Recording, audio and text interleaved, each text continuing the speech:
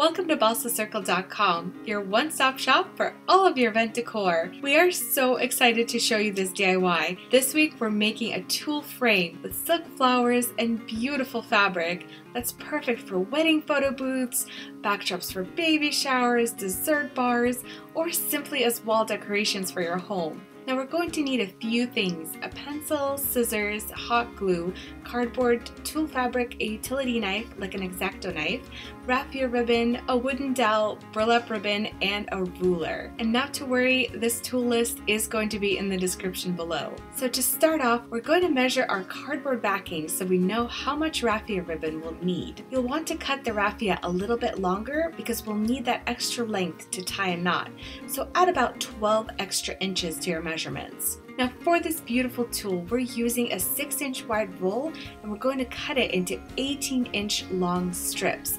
We're using pink and lavender tulle colors for this DIY. So to create that full tulle skirt, you've probably seen us using this technique in other videos, but all you want to do is fold the tulle in half and then slide it either over or under the raffia ribbon, and then pull the ends through the loop and tug it tightly towards you so that tulle is secure. Now you'll want that knot to be small so you can move the tulle loops as close to one another as you can, and that will give you that full fluffy skirt. Our cardboard measured about 28 by 34 inches, and altogether we had about 77 pieces of tulle on that raffia ribbon. Now you might have more or less depending on the size of your cardboard. So here we are, one layer of our tulle skirt is complete. We are going to have more than one layer, and you just want to repeat the same process for each layer. So for this next step, we're going to attach our cardboard backing to the wooden dowel with ribbons. Now here we're making marks about every 6 inches so we can loop the ribbon through them. And we're going to cut enough burlap ribbon to go through the hole and over the wooden dowel. In our case, these ribbon strips are about 10 inches long. So once you have your burlap ribbon cut, you'll want to carefully feed it through those slits we made earlier with the utility knife. Now our wooden dowel is just slightly longer than the cardboard at 36 inches. Again, your measurements might be different, that's totally fine. So just for this first layer of tulle fabric, we're looping the burlap ribbon over it and the wooden dowel and securing it with a knot. And those edges of the raffia ribbon, we're going to make a hole in the cardboard just like we did for the burlap ribbon and pull the raffia ribbon through. You'll want to keep the raffia ribbon a little bit taut to prevent it from sagging. If it sags a little bit, it's okay. And then you just want to tie the extra ends in the back with a double knot. And the double knot is going to prevent it from slipping back out. Now our next tulle layer, we're making it about half as long to create that asymmetric design, and we're placing it about 5 inches under the first layer. Again, making holes for the raffia to go through. And now that first layer is going to overhang slightly and cover up the knots of the second layer. You can really get creative here and make the tulle layers as big as you want. And those double knots will prevent the raffia ribbon from slipping back out, but you can also add a bit of glue to tape and secure the knots. And now we're continuing this layering technique again. Each layer is about 5 inches under the previous one. And as you can see, we're leaving a section uncovered. That's where we'll add the silk flowers. For our flowers, we'll be using silk artificial peony flowers in mauve and pink, but again, maybe you feel like using open roses here or another full flower or mix and match. It's all up to you. Just make sure to leave about 3 inches of stem. We're going to need that for our next step. And here we're going to be adding a bit of tulle to each flower with an easy bow.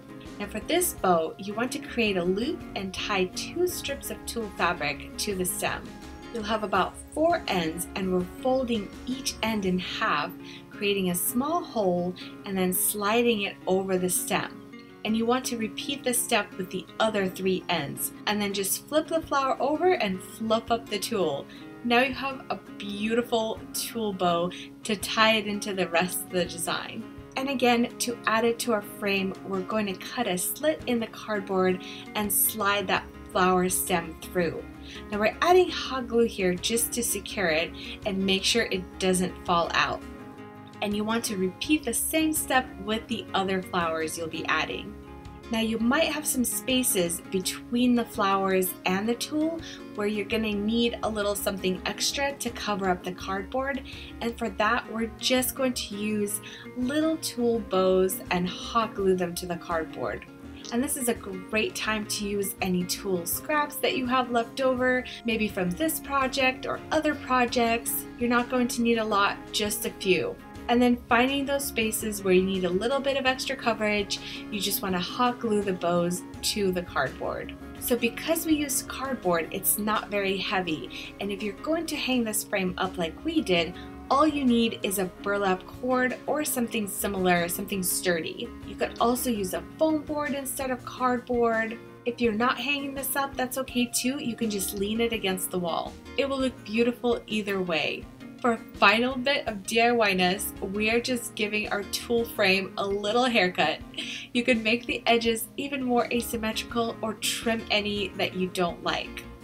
So here we are, all done, and our tulle frame looks gorgeous. This is one of my favorite DIYs that we've ever done. It just looks so beautiful. You can hang a smaller one of these in a nursery, or just imagine your cake or dessert table with this as an accent. It could really be used in so many ways. Now the tulle skirting does take a little bit of time, so if you're planning on using this look to create a full backdrop, just make sure you give yourself plenty of time, or gather your crafty friends and make it together, and be sure to share your DIY with us on Instagram at BalsaCircle. We hope you enjoyed this video, and if you found it helpful, please give it a like, share it with a friend, and subscribe for all of your creative decor and event ideas. Until next time, stay creative.